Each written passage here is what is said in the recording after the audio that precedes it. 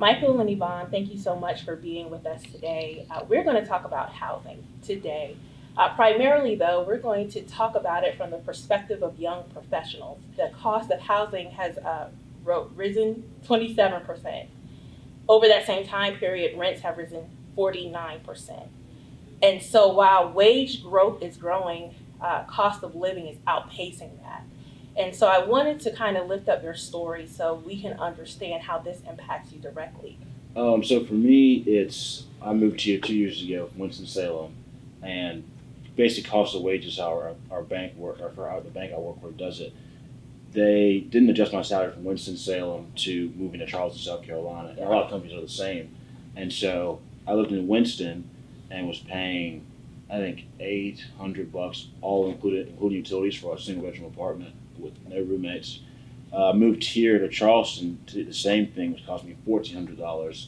So all of a sudden, there's this massive swing in what I'm putting my money toward, with no adjustment and increase in wages. And I have friends that won't move here. I have friends that have thought to move to Charleston, but they won't because the wages are too low to justify the cost of living. Well, just kind of to bounce off what he said, it's just a lot of it's true. The amount of pay that you get, you have to kind of look at both spectrums. You have to look at your housing affordability and what you can afford to live in a home. And when it came to most jobs, as far as how much they're willing to pay for you starting out, I'm looking at Goose Creek, North Charleston, Greenville, South Carolina. And these are just areas that you're looking at an hour and a half's worth of traffic, depending on where you're coming from. So I managed to be lucky and fortunate for my job. They were able to compensate me enough to be able to afford to live in my apartment in West Ashley.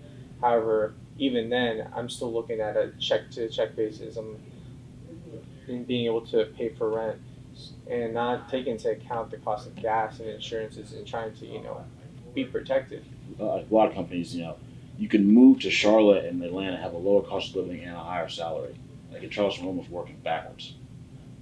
And I think a lot of that, though, because we saw that wages are indeed growing, it's just the cost of living is far outpacing the wage growth. And so it causes one to look as though our wages aren't growing, but indeed we're above the national average when it comes to wages.